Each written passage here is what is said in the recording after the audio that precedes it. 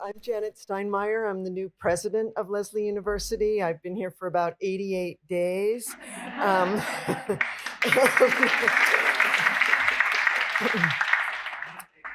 almost 89. Yes, exactly right. And it's really a pleasure to introduce you to really our hub of art and culture here in Cambridge. Um, this past spring, we presented the provocative and moving exhibit, Olivia Parker's Vanishing in Plain Sight, which explored Alzheimer's through the life of her husband, John Parker. I was very fortunate to serve on the board of trustees here at Lesley with John. And I have to say, when I was a new trustee and people were saying to me things like, we're going to reception at Washburn, and I couldn't even figure out where there was a map to get me to Washburn, John and Don Perrin kind of took me under their wing and got me to Washburn, but also really helped me to understand the investment committee and just became really good friends. So I feel very, very privileged to have known John. Um, Now I've gotten to see at the Peabody Essex Museum Libby's current exhibit. She was kind enough to tell me not to go in October. So I went in September and was just so impressed with the exhibit, but also with the museum. What a wonderful gem, and we're so delighted to be partnering today. So I want to say thank you to the organizers at the Peabody Essex Museum. And I want to say thank you to Deborah Davidson, who's standing right here, who's part of our faculty here in the MFA in Visual Arts program and the founder of Catalyst Conversations. So please join me in welcoming her to this wonderful panel.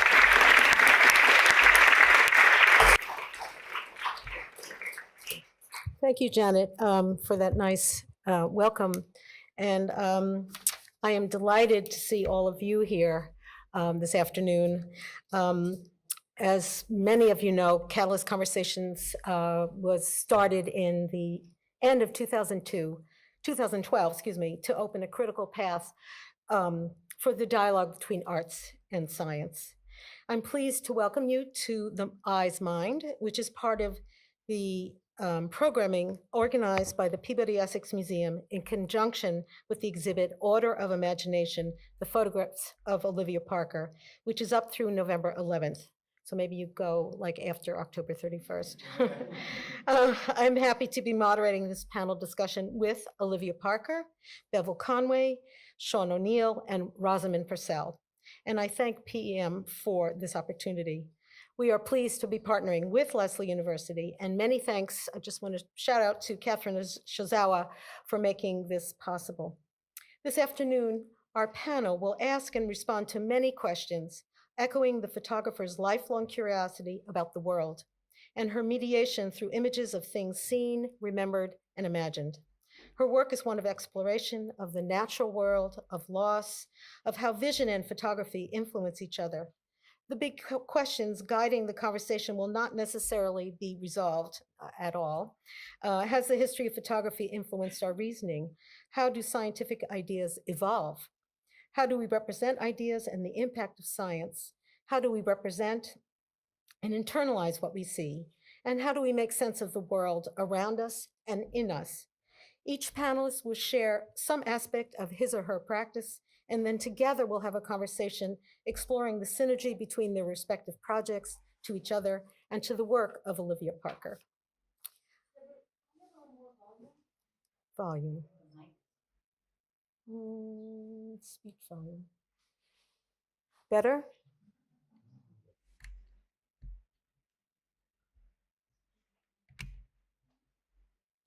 Yeah, is that better? Oh, okay, good. After graduating from Wellesley College with a degree in art history, Olivia Parker, who will be the first person to present, began to make and photograph ephemeral constructions in 1973. She is represented in major private, corporate, and museum collections, including the Art Institute of Chicago, the Museum of Modern Art, Peabody Essex Museum, and the MFA Boston. Parker's work has been published in 4 monographs and in numerous magazines in the US and internationally. She has had over 100 solo exhibitions in museums and galleries in the US and abroad. Residencies include Dartmouth College, the Aegean Center for the Fine Arts, McDowell Colony, Isabella Stewart Gardner Museum, and Bevil Conway completed his undergraduate training in biology at McGill University. He has a master's degree of medical sciences from Harvard Medical School, a PhD in neurobiology at Harvard University, and a junior fellowship in the Harvard Society of Fellows. He has held positions at the Kathmandu University Medical School in Nepal, where he served as the Director of Education for Physiology and Pathophysiology, at Harvard Medical School as a lecturer in neurobiology, at Wellesley College as an associate professor of neuroscience, and at MIT as a principal research science. He has received fellowships from the Alexander van Humboldt Foundation and University of Bremen and the Radcliffe Institute for Advanced Study at Harvard. And in addition to all that, he is now at NIH, and he's an active artist with a studio in Washington, D.C. Sean O'Neill is a doctoral candidate at the Department of History and the Institute for Comparative Literature and Society at Columbia University, where he studies the history of science in early modern Europe.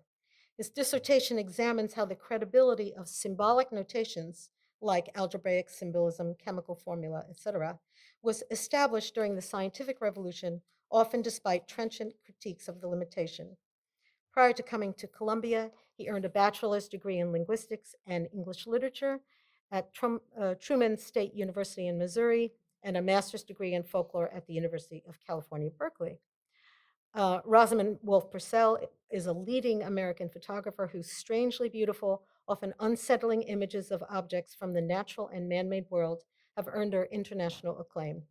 Her collaborations with such diverse intellects as paleontologist and science historian Stephen Jay Gould, magician Ricky Jay, and Shakespeare scholar Michael Whitmore testified to both the depth and breadth of her interests, the murky boundary between art and science, the mysteries of decomposition and metamorphosis, and the universal need, human need, to collect and classify. Her many books include Book Nest, Illuminations, A Glorious Enterprise, the Museum of Natural Sciences of Philadelphia, and Owl's Head on the Nature of Lost Things. Her work has been exhibited in major museums throughout the US and Europe, and is in the permanent collections of MFA Boston, Philadelphia Museum of Art, and National Academy of Science, and the Victoria and Albert Museum in London.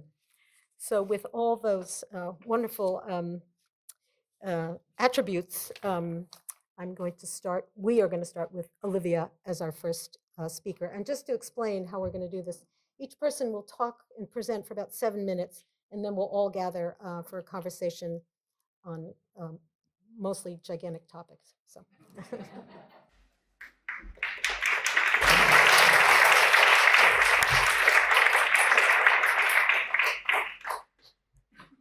Thank you, Deborah.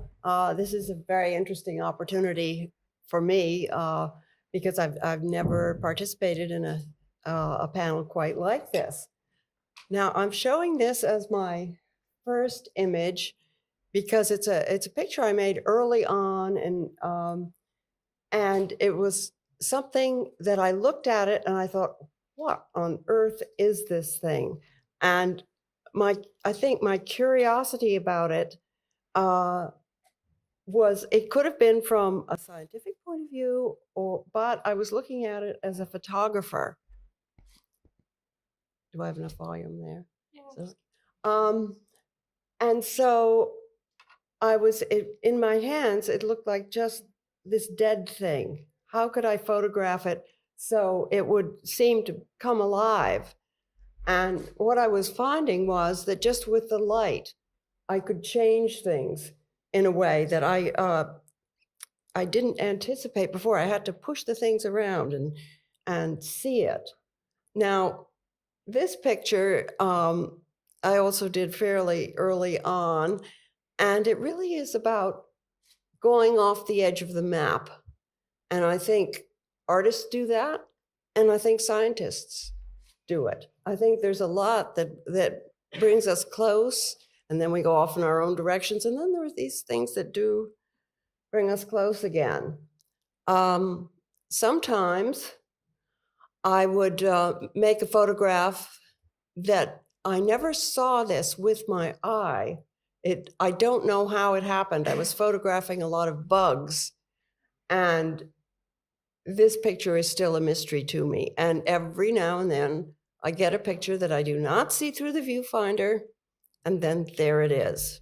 So who knows? It's just a mystery. Sometimes I'll make a picture that's an interplay between what was thought to be science and what is an indicator of it now. The background of this is an Earth-centric solar system, first drawn by Sacrobosco in, I think, the 12th century, and then copied for generations. And then, of course, the broken shells that still have an indicator of a very definite structure that we think we understand. I spent some time in the Motor Museum of Medical History in Philadelphia. This brain was in this jar that looks like a canning jar with a top as though it might escape. It was a murderer's brain, and there are file drawers full of research on people were trying to find a physical structure of the brain that indicated somebody would be a murderer. Well, they never found it. But it's only recently that I think someone is saying again that they found something. And so the rest of this picture is just other ways of envisioning combinations of personality and the shape of the head. Some pictures that I've made that, looking back on them, may have some kind of mixture of art and science. This, of course, is Rembrandt's anatomy lesson. And I made a whole series of snow globes. Sometimes I would take, I would copy parts of early illustrated books and break things up so you notice some of what's going on in them more, and then combine them with other structures that give them a new life from the books. Now, this is a conversation between Petrarch and a monster, and Petrarch, that many people called the father of the Renaissance. And the monster comes from a book by Ambrose Paré, it's a 16th century medical book that has both anatomical drawings that are quite amazing. And then here is this fanciful creature. And so these books, they're a mixture of things that were handed down just in words and things that were actually observed at the time. I could say a lot more about this picture, but must go on. And then some of my pictures really are things break totally apart. I mean, here the moon is on its side next to the earth. The stars have coalesced into a little disc, and the horse is clearly running away. Just 4 years ago, I started a project that called Vanishing in Plain Sight, that was about my husband's Alzheimer's. It's the work that was shown here at the Lunder Center last March. And it's my imagination's take on what was happening in his mind. And here he was dealing with hallucinations and batting things from the side of his vision. And here things are, it's just my version of the breakdown of neurons and other aspects of the brain. When I saw the scan of his brain, there was a huge black area, and I was appalled that he was functioning at all. But I guess people who start as high functioning can lose a lot of brain before they cease to function. And this was just very much thinking of him looking at people, because unless he was in a total rage, he would always respond to people, even if he didn't know who they were, until the last couple of days. And this is sort of imagining the very close to the end. So I've gone from working very concretely and precisely and with large format cameras to working with small cameras digitally to do this last work. And so that is just showing you a little bit about what I do. And I guess, Bevil, are you next? Thank you.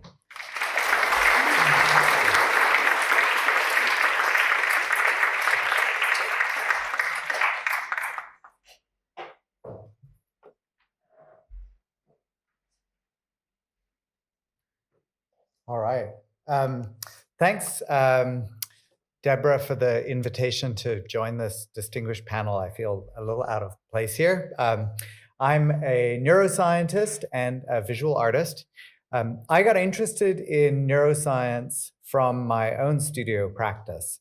And I think if there's something that characterizes all of the artists I know, it's that they do stuff, it's kind of experimental at some stage, some things work, some things don't, and then they go back and they try the things that worked and they work again, or they work but not quite the same way. And there's an iterative element to that practice that resembles very much a process of discovery about how we perceive and think about the world. And I got interested in exploiting not only my own studio practice to try and understand how we see and experience and understand the world, but also, to see whether or not science, the study of the brain, might be able to help us understand that. And I've recently come to appreciate that I guess one way of characterizing my take on neuroscience is as a kind of medium.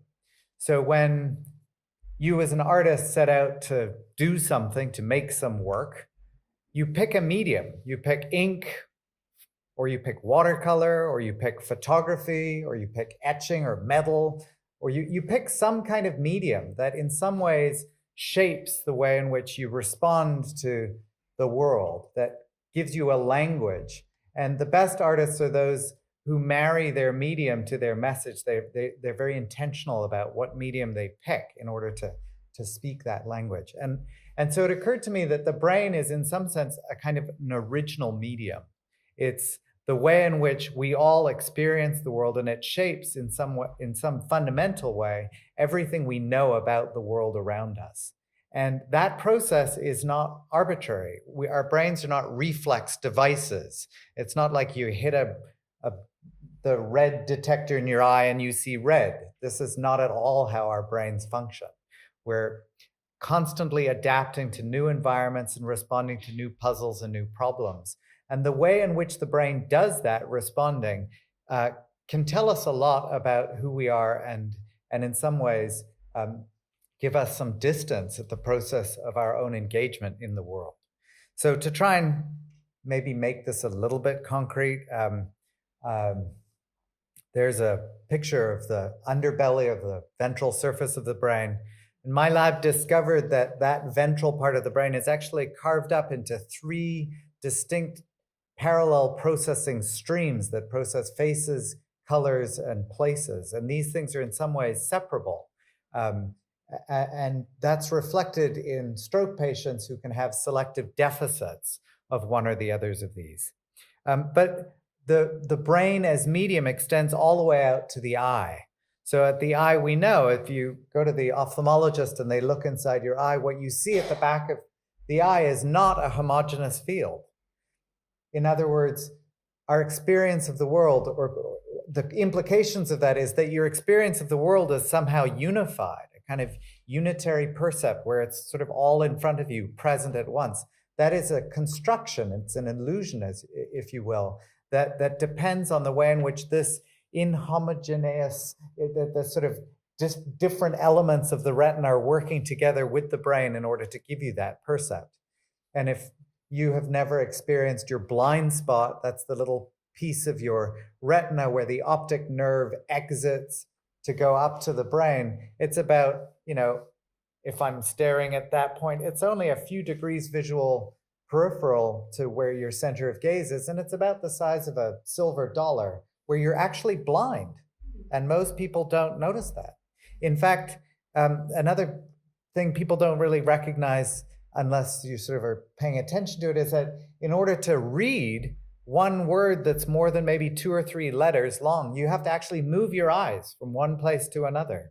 So this process is dynamic and yet gives you the experience that it's unified and it's a kind of instantaneous representation in front of you. My spouse teaches music and everyone says, oh, that's so interesting. His work is in time and your work in art is in space. And I always say, no. Music is in space because it's a picture and vision is in time. It's just the illusion that it works that way. And we now know that there are lots of bits of brain that are involved in digesting the signals coming down from the optic nerve.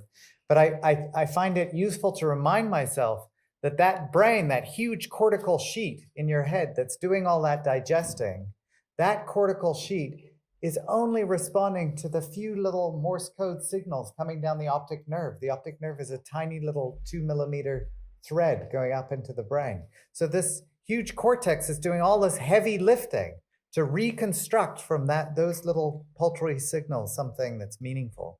And it's through that lens that you can understand things like, these great illusions. This is the Hermann grid illusion, or the fallacy of perspective cues. This is an drawing by an autistic kid where there's no single perspective in it, and it doesn't upset most people. You could never have this in a camera. Or images like this. You may recall these two people from a former period that we now nostalgically look back on as a period of relative sanity. But this is, in fact, it's George Bush's face in the outline of Dick Cheney. But because you have this cognitive map of these two people, you don't recognize that. And these kinds of ideas permeate all of our culture. This is a drawing that was purchased by Harvard as a drawing made by Matisse. But it's very clearly a forgery. And we now understand that forgery so obviously because it looks very much like the female actresses of the day in which the forger was working. So he couldn't escape his own conception of beauty no matter how hard he worked. And my particular expertise and interest is in color vision, and we'll probably talk a little bit about it. But like all of vision, it's a construct. So in this particular case, those two squares are the same, and I've worked quite hard to try and figure out what the mechanisms are that give rise to it. And it's very much related to this, and this was my moment in the sun because my explanation for how that dress image works has turned out to be probably the right one. So I'll end with just a few little snapshots. This is a little watercolor I did in Japan last month. I am continually observing. I don't work in a professional mode as an artist. I do like show and sell work, but that's not, I'm not constrained by that output. I do it to try and continue to observe and to think through what's out there in the world. And this is an ink drawing that I think captures in some ways some of my ideas about this topic. This is a memory color picture, which is, of course, requires your imagination to complete the colors of the flowers. And then I have this series of glass and silk sculptures, which were all about a kind of juxtaposition of materials to try and represent or capture something about that uncrossable divide between that which is pictured in the mind's eye and that which is actually experienced, which in many ways is what I see as the ultimate challenge of neuroscience. I can tell you everything about how the brain works, but will that ever actually tell you anything about your own experience? It's an unknown question. Thank you.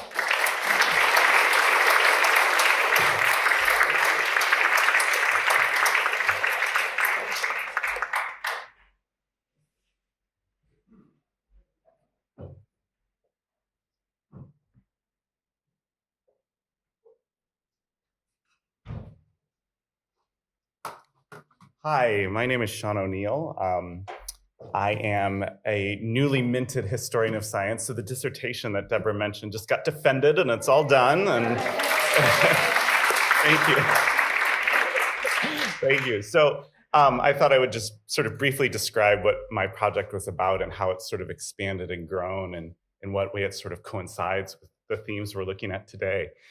So my original interest was in how between roughly, let's say, 1500 and 1800, a lot of different people in different disciplines in early modern Europe became increasingly interested in these things that we would now call symbolic notations. So the one that you all know and love is what you learned in algebra, right? So, or in algebra class in high school. So those plus signs, those minus signs, parentheses, all that sort of stuff, all that only starts coming in around the year 1600, and it dramatically reshapes mathematics, both how it's done and how it's conceptualized. And that's the sort of big example that everyone has some experience of, but it's actually only one of many that was going on at the time. So for example, I don't know if you're familiar with this, but at roughly the same time, right here on the left, this is a form of dance notation that gets invented. So this is encoding essentially the Baroque dance, which is what ballet comes out of. This is a form of chemical notation that's developed by chemists in the 1700s. So for example, this is ice, this is water, this is steam. This right here is an example of stenography. So stenography shorthand came back in a big way starting in the 16th century. This is the example of the first modern shorthand that was invented. And then, of course, at the same time, early modern people are absolutely fascinated with all the other kinds of symbolic notations that they're encountering all over the world through both colonial, mercantile, and military encounters. So my question was sort of why? Why are all these people interested in developing these sort of complicated systems of symbols? What's going on there? And as I was sort of reading across all of these different fields, one of the sort of common themes that I consistently found was that they were describing the advantages in terms of vision. They were constantly talking about these things, letting them see stuff that they could not see before or could not see otherwise. And so as I was sort of noticing this, I also realized that there are a lot of people who are reacting very negatively to these things. They're very suspicious. So for example, you may have heard of Thomas Hobbes. Thomas Hobbes was a famous English philosopher in the 17th century, and he was deeply suspicious of what was happening in mathematics because of algebraic symbols. He thought this was leading people down a very dangerous path about how to think about mathematics. And the reason is, he thinks that it turns mathematics into a visual game. It makes you think math is about playing with symbols and just pushing buttons, so to speak, when in fact, mathematics should be about how you think about the world and how the world works and how it looks. And it's funny because in some sense, his Pollyanna prophecy came true. Like when you think of a lot of young people, their experience of algebra, they think it's just this algorithmic code and I either know how to do it or I don't, and they start identifying as not math people and all that sort of thing. So, and he's not the only one. There are dancers that are extremely upset about dance notation. And if any of you have dance experience today, you know that modern dance notations oftentimes inspire a lot of strong feelings in contemporary dancers as well. So there's this whole question about what are the advantages of turning problems of knowledge or problems of information into visual problems, and what happens when you turn these problems into visual problems? Is that good? Is that bad? And so part of what I started doing in the dissertation and I'm kind of expanding to now is situating this interest in symbolic notations during the early modern period in sort of broader interests in new visualization formats. So, for example, during the 1700s, that's when line charts like this get invented. That's when the modern timeline, as you sort of encounter it, gets invented. Pie charts get invented, bar charts get invented. There's this really sort of interesting turn throughout the period, but then especially during the 1700s, towards these new sort of abstract forms for expressing, in this case, particularly quantitative data, right? So now I'm sort of trying to sort of situate some of this interest in the symbols in this sort of broader shift that a historian of the early modern period has once described as the visualist turn during the early modern period. And one way that I'm doing that is I'm working a lot to try and reconstruct early modern conceptions of what we would call visual thinking. So, Bevil was talking about, a lot of how contemporary neuroscientists, he showed the fovea, right, and the optic nerve and the V1, V2, right, all those sorts of things.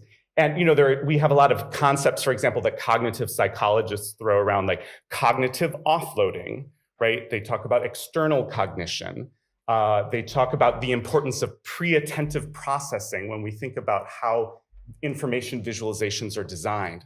So part of what I'm really interested in sort of trying to figure out is how early modern people conceptualized what was going on when you use these things to think. And so over here on the right, I have one of these fantastic diagrams from one of Robert Flood's books. So this is 1621. And he's diagramming the different, what they would have called faculties of the soul.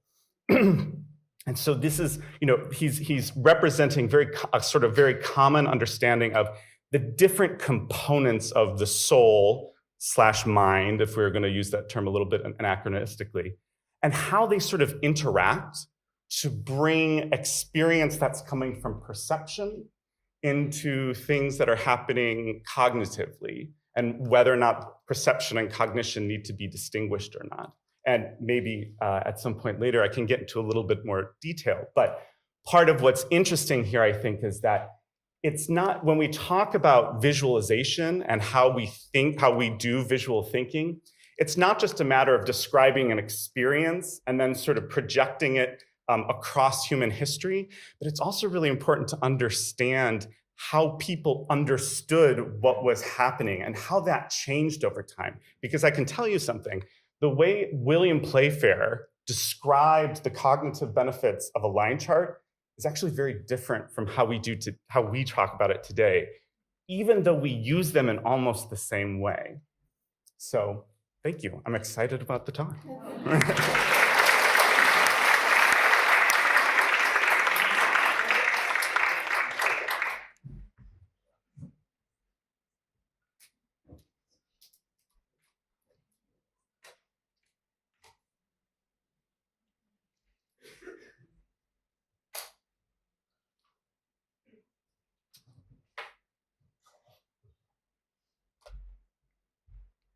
I asked for the water ahead of time, a little bit hoarse. I thought that rather than give a big portfolio, I would tell you about making notes. This is how I would accumulate a lot of information on different topics.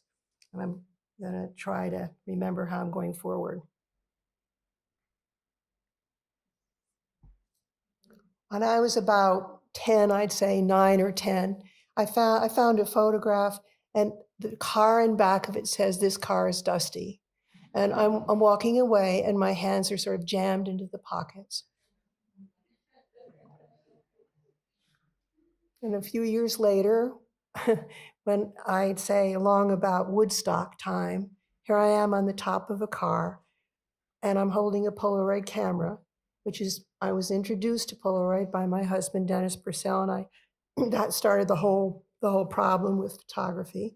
And I have to say that Polaroid was definitely my go-to drug for a number of years. And there is a portrait of our honoree, Olivia Parker, in the catalog, done with Polaroid. So complicated, but I have to say that it's an incredibly versatile material, and I loved it.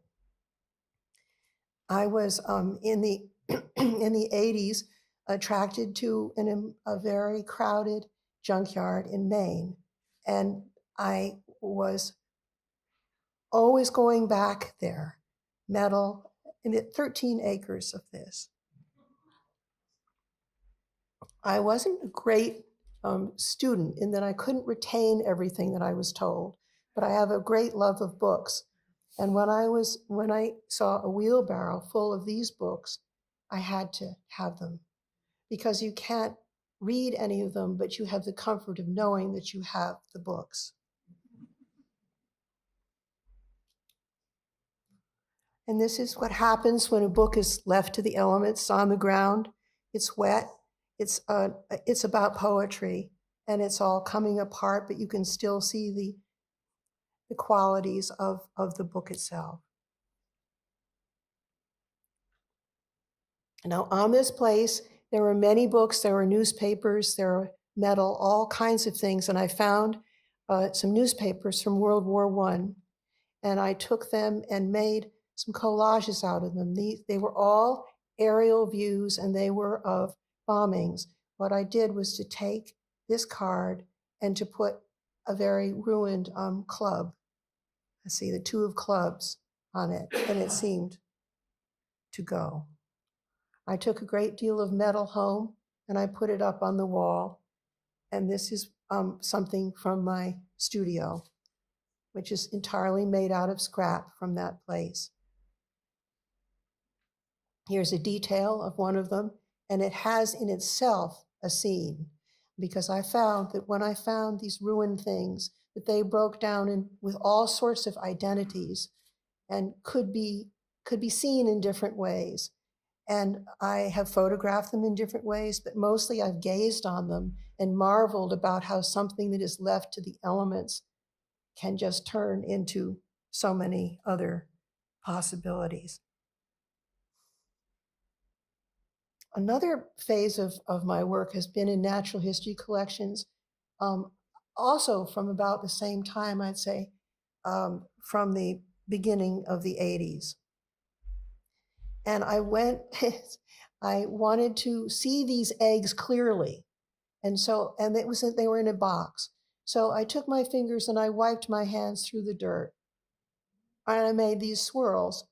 It looks as though these eggs are like that, but they are not. The white is where the dust has been removed.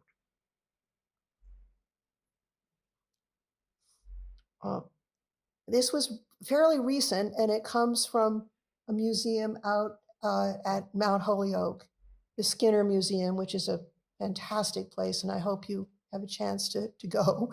It has all sorts of 19th century treasures. And this was so, I don't think I've ever seen a deer, even though this is a small fawn, in a bell jar before. I worked a great deal in the Netherlands, and this is an uncurated jar that was given to the museum by a collector, from a collector's family, and it hadn't been sorted out yet. And it has in it an enormous snake and double apples and a fetal pig and a couple of large toads. And then a very long-winded label, because this collector, his name was Van Hearn, was an insatiable label writer. It reminded me of the Garden of Eden, but the fact is that the reflection in the neck of the snake shows the courtyard of the museum where I was working. When I started off in the museum at Harvard at the MCZ, I went for those things which I didn't really understand, because I couldn't.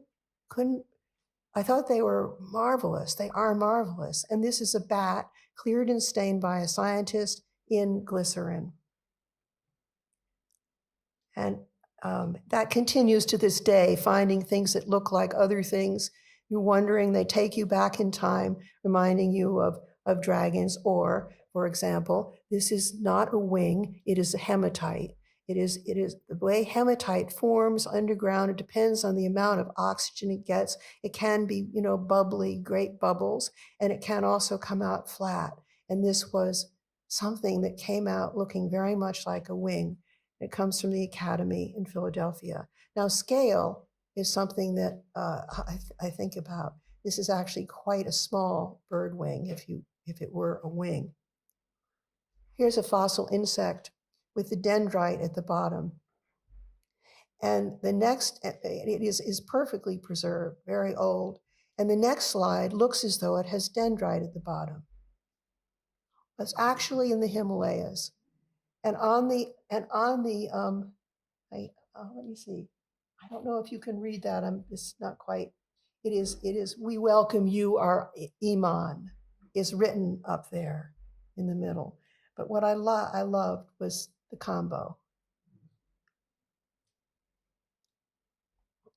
Now at Warren in France, which is a very old place, there's some incredible optical frescoes. And of course, so that what I want to say is that this mongoose is not actually standing on a shelf. The shelf has been painted.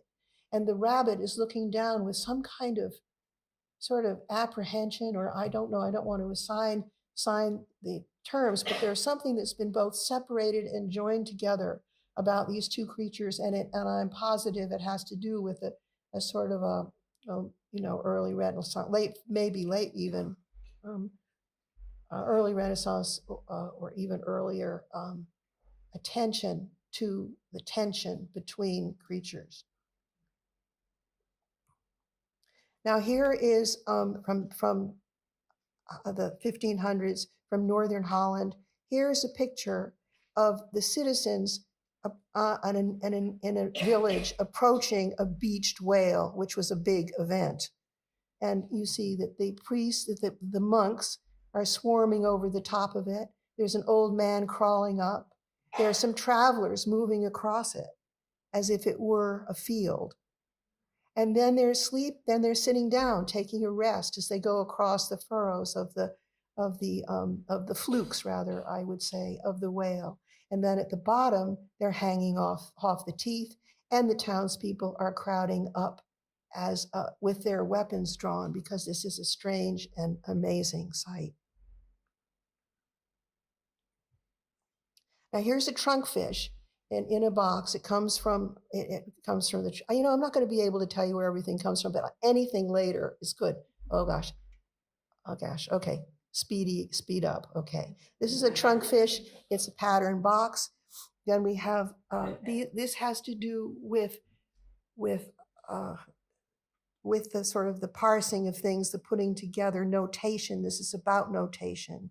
This is putting together of a huge elephant bird egg, patterns on a Muir egg, and the way a scientist in the 19th century was trying to understand the scales of a fish by piecing them together on a piece of paper and writing underneath.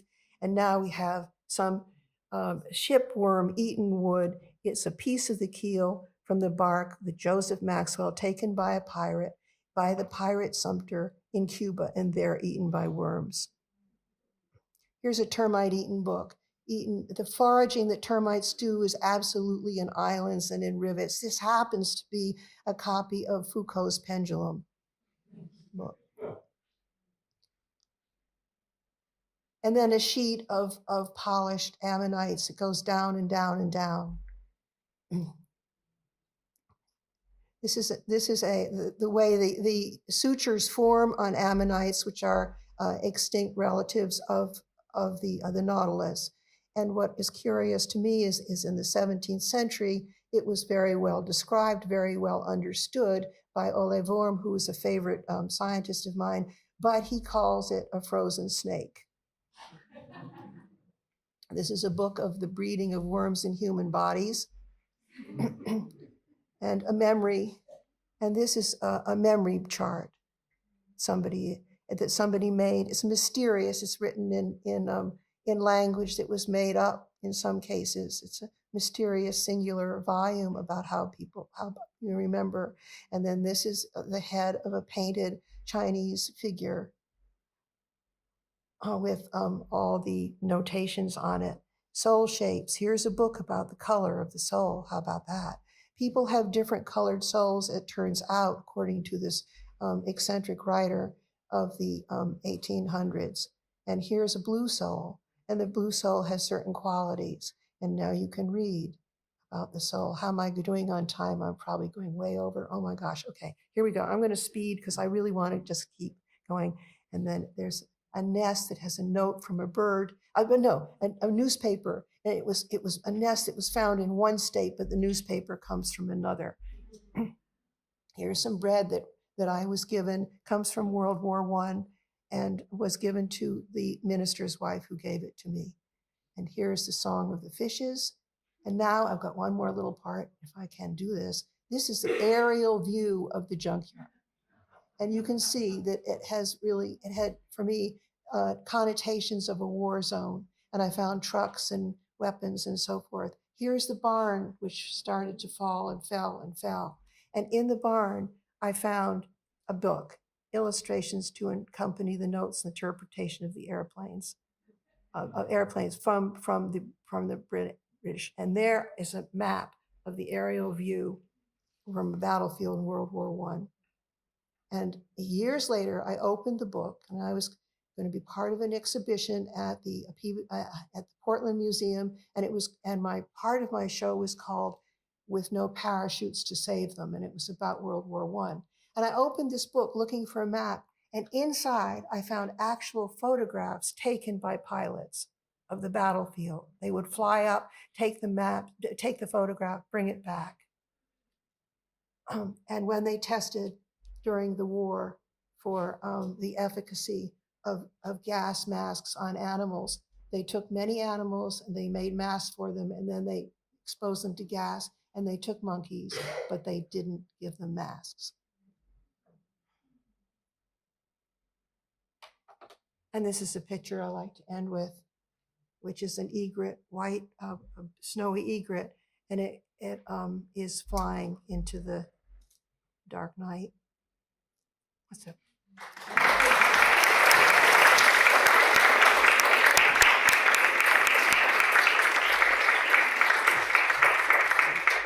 So thank you all. There's so much synergy already. It seems one to the next. What we're going to do here, what I'm going to do is pose some questions as a way to get going, and then you all will respond. And I'm hoping that I am just like a catalyst for a conversation. And I'd like to actually start with, this is paraphrasing part of the wall text to Olivia's Parker's exhibition up at Peabody Essex Museum. And it's under this image, which is called Order of Imagination, which is also the title of the exhibition. And a question is posed, which is, do we create knowledge of the world based on what we observe, or do we do so based on what we imagine the world to be? And it seems like you all touched on that in your individual presentations.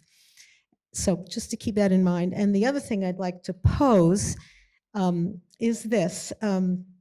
This is something that the wonderful MIT physicist and novelist Alan Lightman said to me quite a couple of years ago.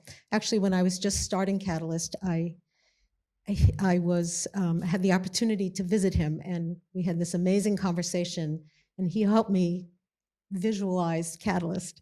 So he said that both art and science need metaphor to find something new. But at some point, science needs to go beyond metaphor, and art can stay within the metaphor. So I was wondering if anyone wants to take that up to start this conversation. And you're going to have to, just the mic does that. We have to share mics. Sure. So both art and science need metaphor to find something new. At some point, science needs to go beyond metaphor. In other words, it can't stay in that kind of, that space of metaphor of something is like something. It has to be, it's like it again and again and again. It has to be iterated.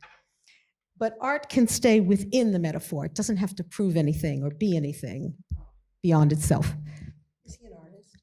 He's a writer. Yeah. Okay, talking to the mic. Okay. I just asked if he was an artist, that's all. Yes, he's a physicist and a writer.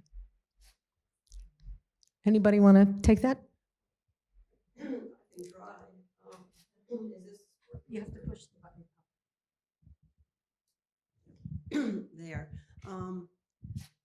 Well, it just seems to be that I would extend that and say that artists can keep on pushing the metaphor, reinventing it, and maybe if there's just a simple metaphor there, the piece may die, it may not stay alive.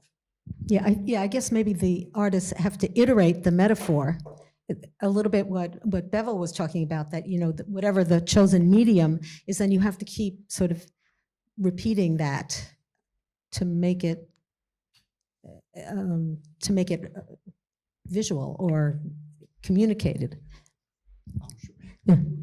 Sure. Actually, I can't say that I have a sort of holistic response to that question, Yeah. but I can provide perhaps an anecdote that Yeah, anything. troubles it. Mhm. So, I mentioned the Hobbesian critique of algebra in my presentation, and this was actually relatively common amongst critics of algebra during the early modern period.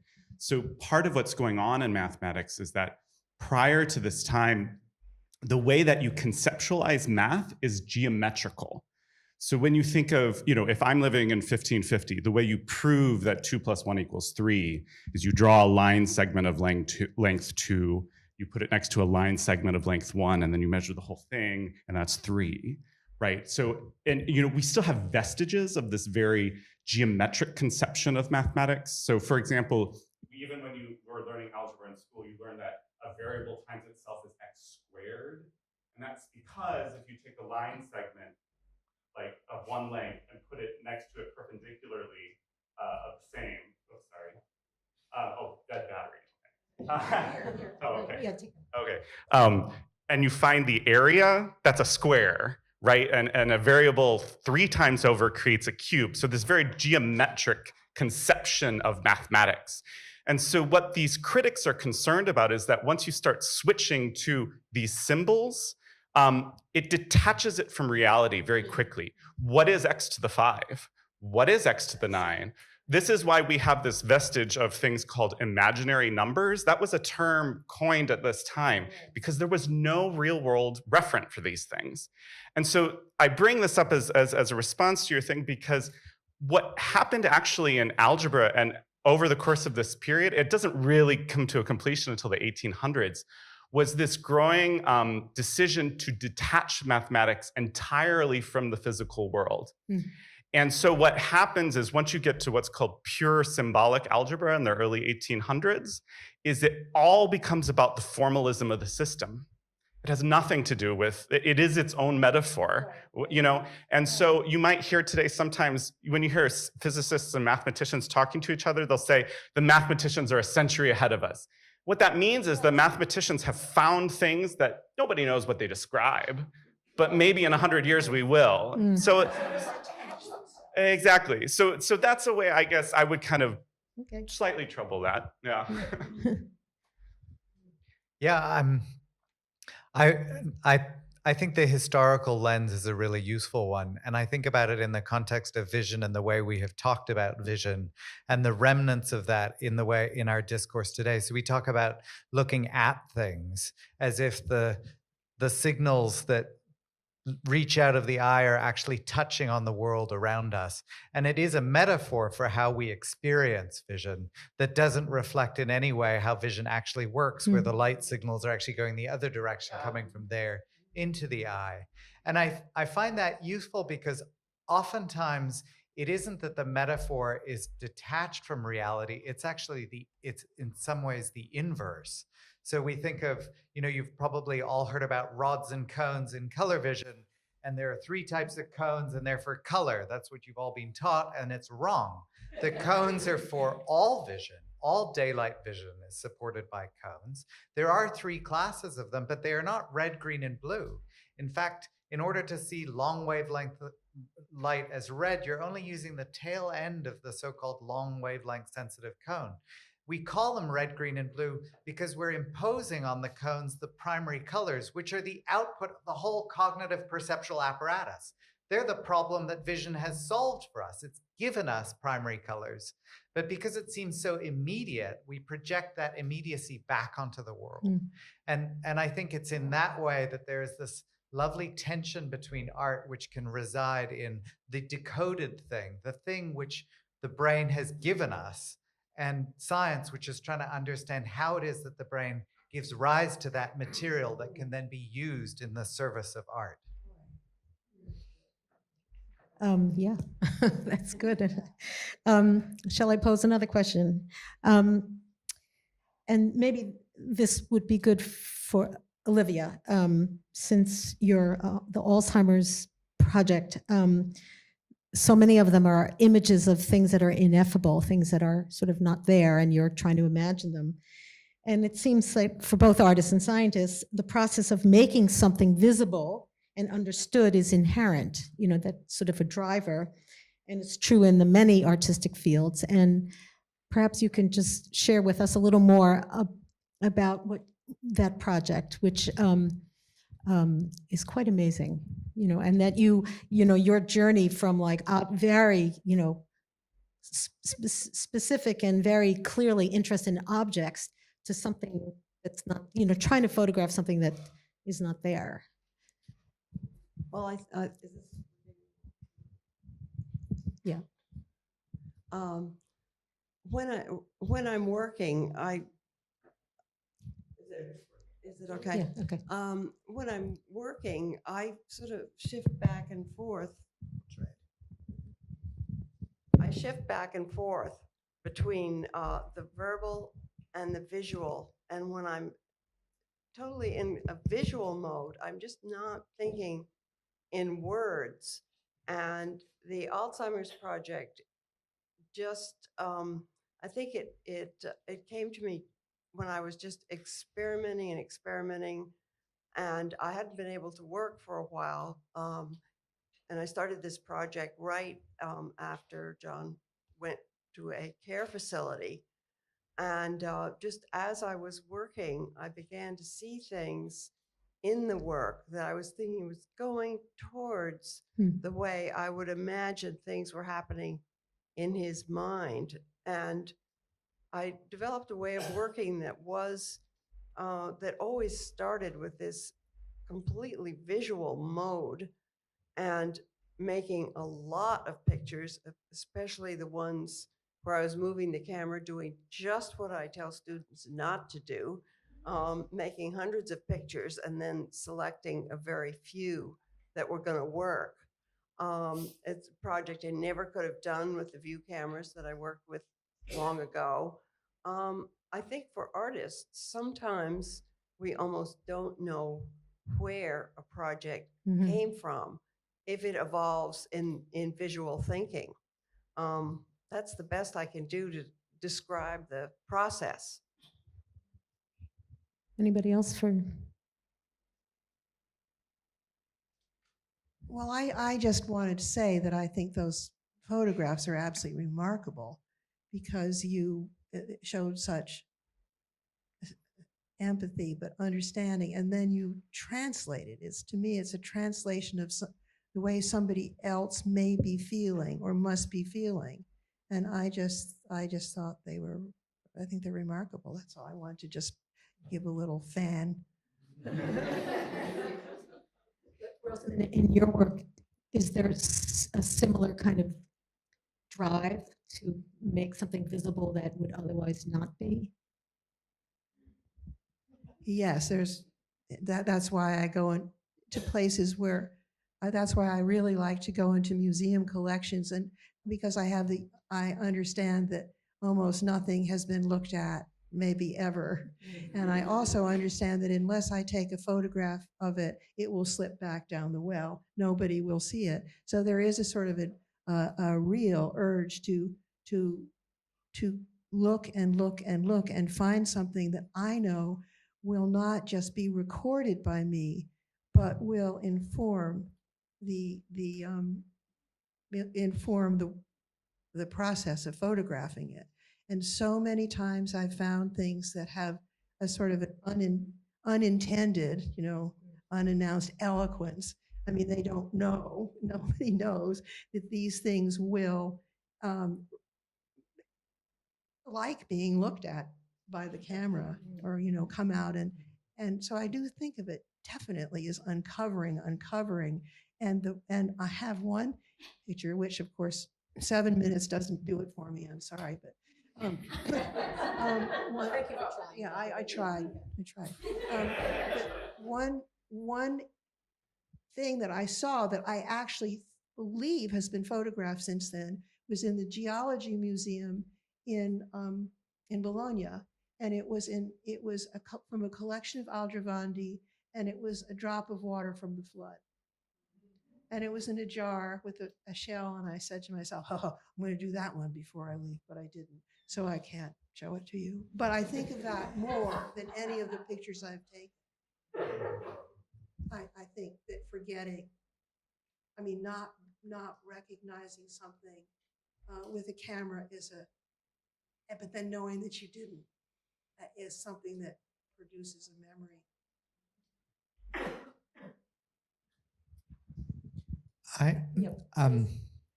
I thought I don't know your work very well, but the way you describe these photographs, the more recent photographs you've taken, as being enabled in some ways by a medium that you didn't have in your earlier career, the digital and the non-constrained by a viewfinder and so on. I find it interesting, and I wonder to what extent, if I'm allowed to ask, Please, please. I wonder to what extent you, in the act of making work, you are aware of the particular limitations or affordances of the medium, or whether it's a process of discovery later in retrospect through a lens that's shaped by how that medium has changed. It's a great question. Well, I try not to think too much about the limitations of the medium. I find that often I'm just pushing it to see I'm curious to see what it can do. Is part of it, and sometimes I think in my mind is pushing it for what can be expressed, but then there's this other part, is what the medium can do. I think, about quite a long time ago now, I had an 11x14 camera, and I tried putting Cibachrome paper right in that, because you print on it as a positive to positive process. And it had the most gorgeous color that was really subtle, whereas Cibachrome projection prints can be very harsh. It's hard to make those prints. And so just to see a whole other quality happening and what could I do with it, I think it's important, if you tend to experiment that way, the work can become all about the experiment and not what an experiment might be able to give you as something new to work with for the kind of for what you want to express. So it's hard to sometimes to strike that balance of going through experimenting all sorts of different things, or just occasionally pushing something and seeing what it will do. So I'm see if I can articulate this. It seems that part of what we're talking about, well, actually Bevil was talking about vision, or how we see extension of the brain. And it seems that photography, and it is pervasive, so pervasive now in our culture, that we see differently because of how cameras see. So that our brain, does that resonate? And maybe similar to how things change when notation came into the, into the culture, then it changed how people thought and saw. So, I don't know, do you want to take up photography and seeing? Well, I just have to go back to a basic feeling that I have, that it doesn't really, for me, it doesn't matter as much as it may to others what camera I'm using. Because what I see something, and I know the camera can help get it. So I'm not in, I really care how the prints look.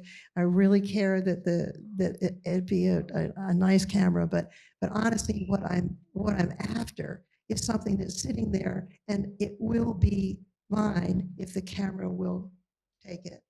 So it's very basic. But that would be different than, say, someone's medium who. Yeah, I know that was very. No, that was great. I just want to continue that. So if you're a painter, your medium is paint, and so that's how you express what you see, but that's using your, so it seems like that you use the camera as an extension of your eye. Very dangerous. No, I don't use the camera as an extension of No. my eye. I see something that I know will make a very good photograph. I mean, I do know that part. And so it doesn't, sometimes it doesn't, oh gosh, I'm really in a tangle here. I use, I would use a very nice Nikon in order to get many of my photographs. I've often have seen in what is in front of me another way of taking a photograph that is afforded because what I'm looking at has a sort of apparent depth that goes on forever. But in fact, if you take a photograph, you can really get the whole thing in one plane. And this is a huge topic.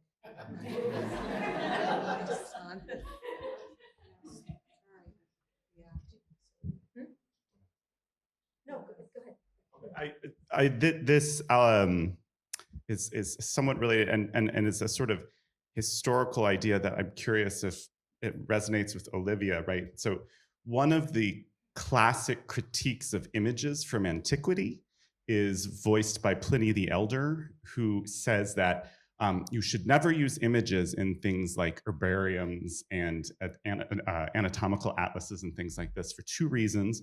One is it's very easy to mess up drawing an image, and it's very easy for the person who's duplicating it to mess it up even if the original was good.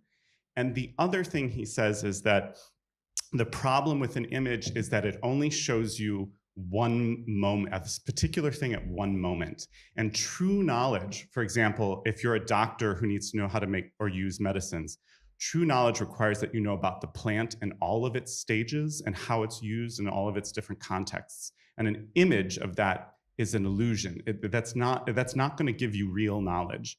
And so what's interesting is during the 16th century, there's this push to try and rethink what you can do with images. And there are these sort of radical guys who create these things called absolutissima images, so complete or absolute images. And the idea, if you can think, it's like a conceptual cubist thing where, like, you know how in cubism you have all the angles, whereas in this it's sort of like all the relevant info.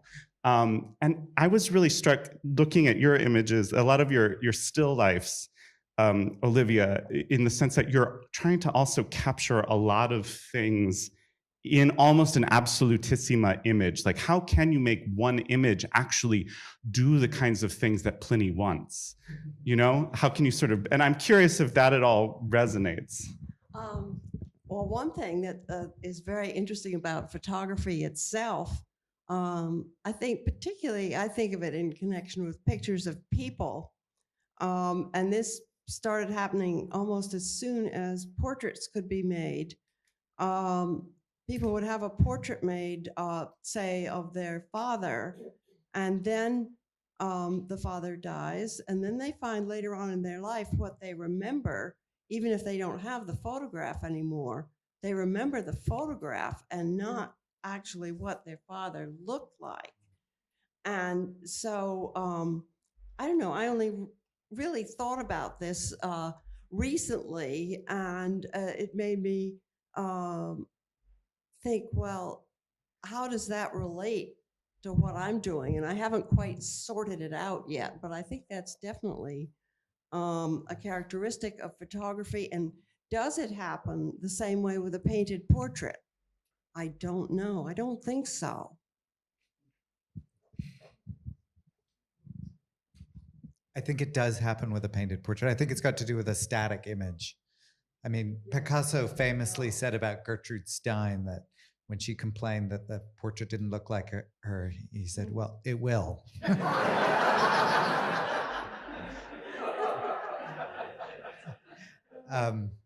I think the sort of,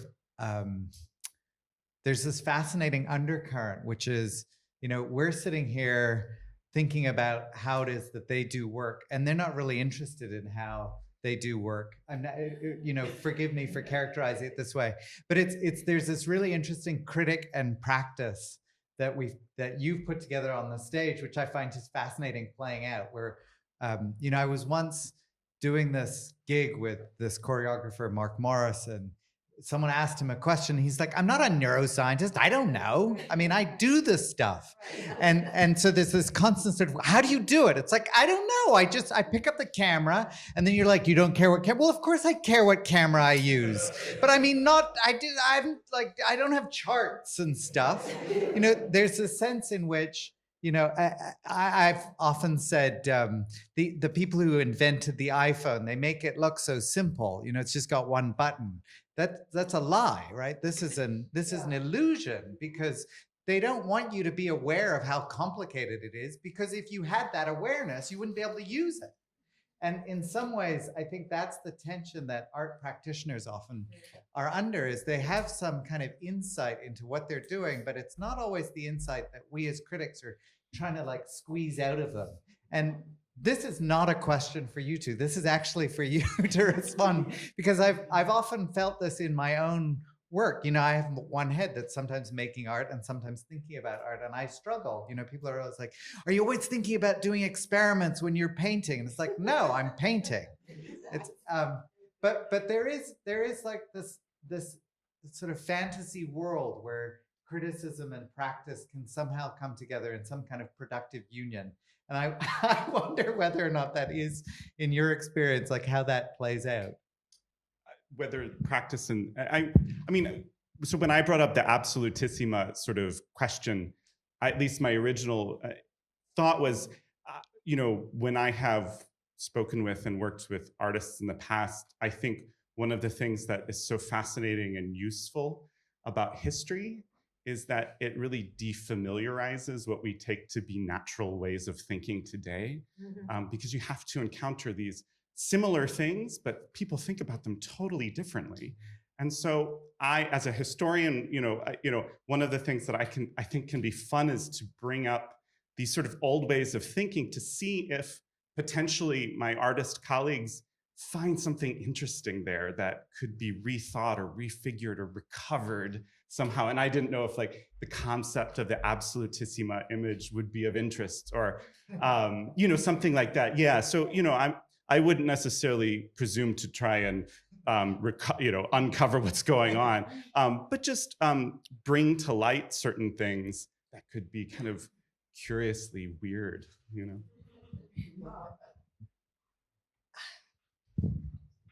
want the mic? No, I'm really thinking. I'm really thinking. Okay, yeah. So I'm just cognizant of the time, and this might be a good moment to see if any of you all have any questions or anything to contribute. And we seem to have a couple of mics that are not working very well. So just take one. Bevil, is that one working? Hello? Yeah, perfect. Okay. So we would be happy to. Yeah. Oh, okay, good. And we'll share this. Okay. So over there. That's great. Fascinating.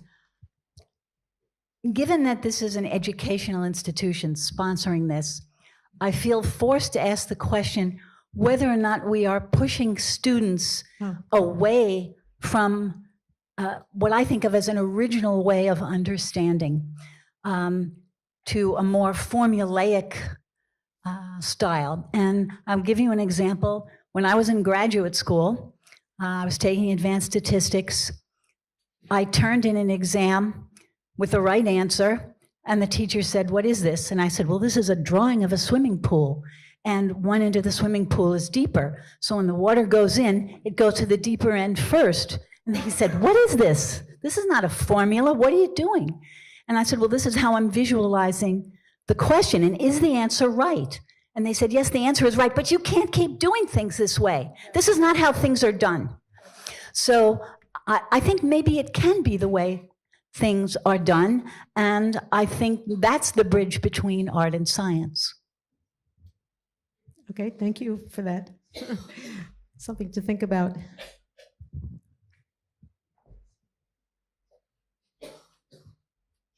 Anybody else? Oh, yes, please. I think your question is, in some ways, touches upon what we, it's very topical today, but what is truth? What is a fact? What is something that, we can hang our hat on? And, in the context of the historical perspective, I think one of the difficulties is that you can have an algebraic representation of something, you can have another kind of representation of something, and in fact, you can have many different ways. There's many different, ways of representing numbers, and they serve in some ways different purposes, and some ways unconsciously they can shape the kind of problem that can be answered with them. I think the quest to have a truth detached from a medium is going to fail, because we are organisms that work in a physical world. We have to have some actual stuff to work with.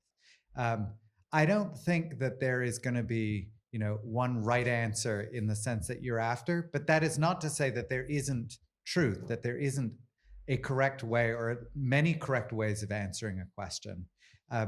This, for me, when I said that photography and your answer, Rosamond, to the question about the use of camera, when I said it was dangerous, it's because the camera can very often present an image that looks very much like what you think of as your experience of the world. And you can take for granted very often that that is a representation of the world. And it isn't, it's like one perspective, focal plane, many choices were made and so on. And photographers are aware of those, I call them limitations. They're just constraints on the medium, and they're changing with technology. Isn't your assumption that the photographer wants to have an accurate record of what they're looking at? My assumption is not that. My assumption is that that's what people often take photographs to mean. And your answer, I said, was dangerous because it fuels that belief that this is a document of truth. This is the way in which that bat looks and will always look and should look to you. And that isn't. I'm sorry. No, I really don't get what you're saying, actually. What's the matter? So, if we can take a photograph of a scene right now, and I can replace elements of that photograph with other elements, and people will often find it very difficult to see what's different between these two photographs. You've played these games where there's like two photographs and there's like 6 things are different. Those photographs are playing on what it is that you take, what meaning you extract from a photograph and what meaning you leave behind.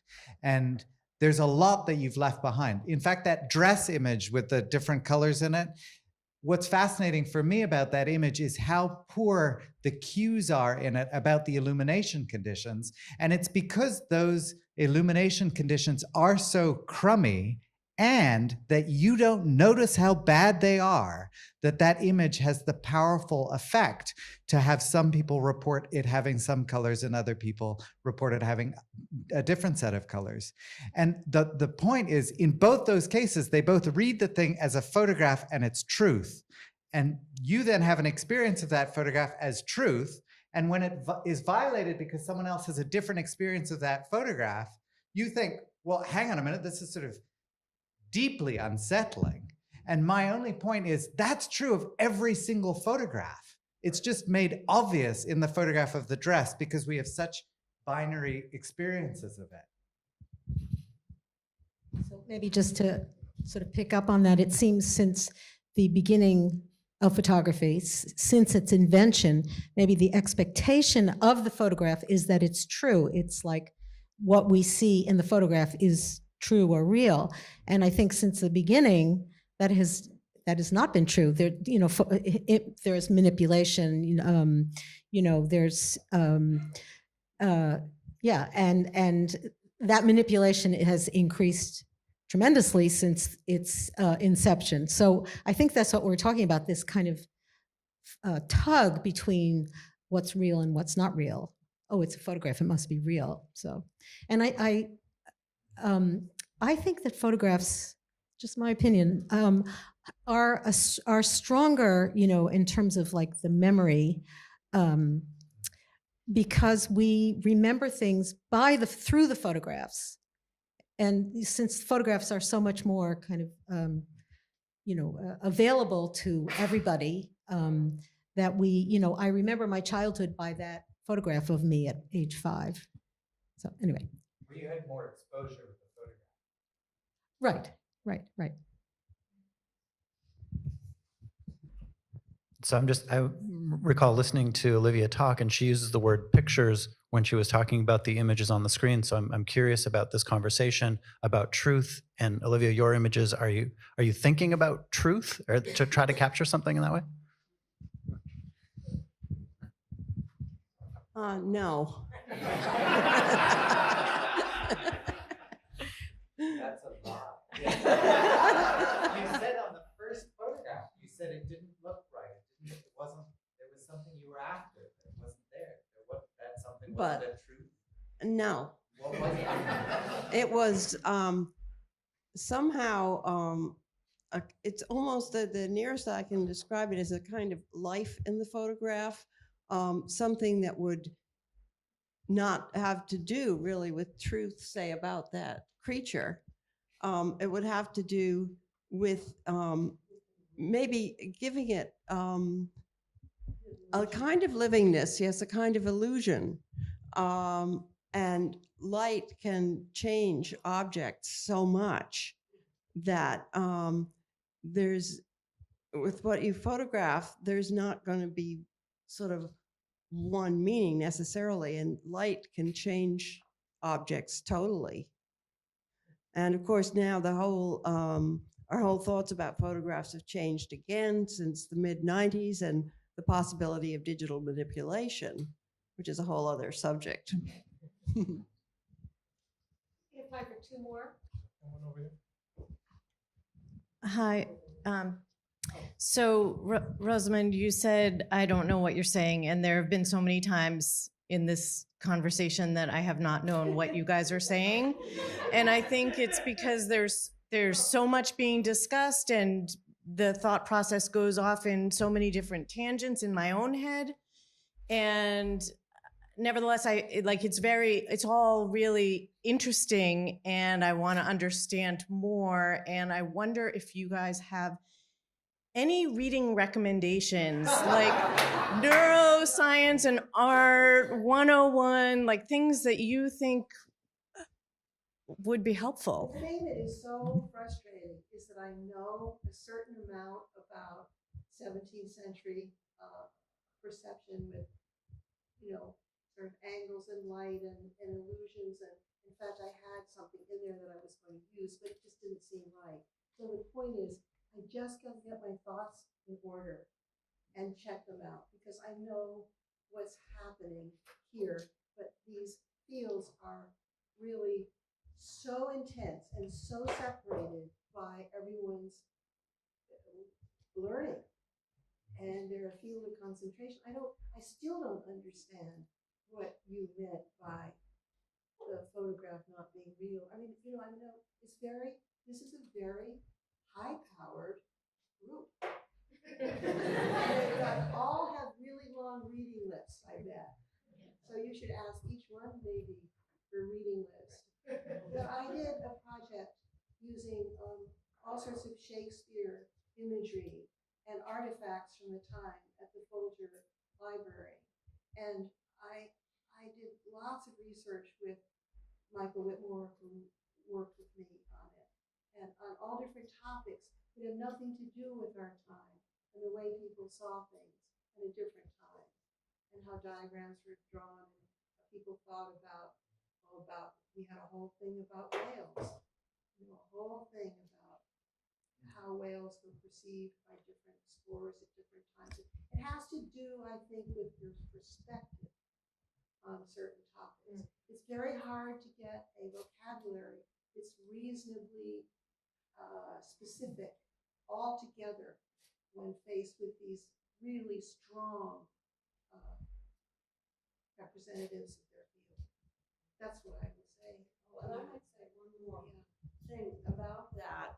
And one way I describe it to people, or even looking at photographs or art, that each one of us has our own circle of meaning that comes to us immediately. It may change, and it may change over time, but sometimes those circles overlap with each other or overlap with the artist. Sometimes the circles will be almost the same. Sometimes only a little tiny fragment will be the same. And this is going to happen no matter how much we read, how much we think. It's going to keep happening. And that's, to me, one of the things that really keeps art alive, keeps thinking alive, because we are all different and have a different frame of reference. The thing is, everybody who's presenting is just so knowledgeable in what they're doing that you gotta listen up. This will be our last question. Sure. I'd like your thoughts on the progression of the tools, especially with photography. We have phones today that are making millions of decisions as you take the picture. How do you feel that's going to affect you with the tools you use now and going forward? The question, I think I caught it. The question was the tools that we have available for taking photographs make lots of decisions for you. And how do you think about those decisions or those, moving forward in your own work, your own practice?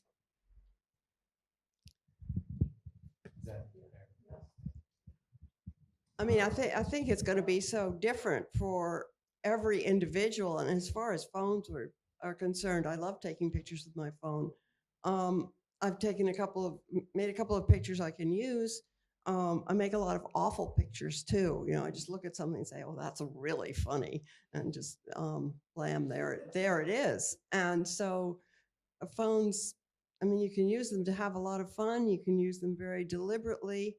When I'm working in the studio, I do make quite a lot of decisions before I start to work, and then I just go ahead, and it's this flipping back and forth from visual to verbal thinking for me. I mean, that's the way I describe it, and it could be just as applicable when I was working with the phone, if I happened to be using my phone for all my work, which would be possible.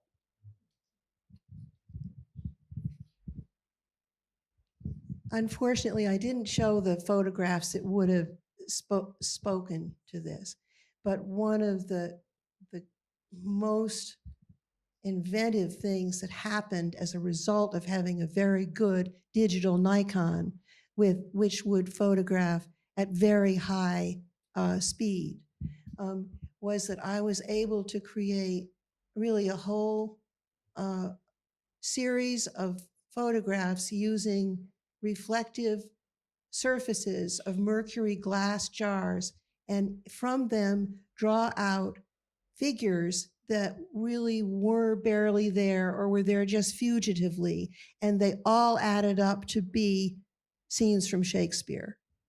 And I just started by experimenting this way. And it was the Nikon that didn't have to be on a tripod, and it was the glass that had two surfaces and kept shifting and shifting, that I just simply tried to follow what was happening and made a huge number of errors, but also got Richard III and got the War of the Roses and got Desdemona. And you can see them sometime. That is the perfect place to end. Rosamond has the last word. So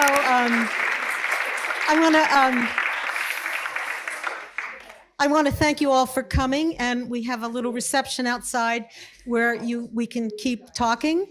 Rosamond, 1 second. I also want to tell you that we just did Catalyst. We just did a podcast with Olivia and Rosamond that you can find on our website about their kind of long relationship, which as colleagues and friends, which was not appropriate here. And we had other things to talk about. We had so many big things to talk about.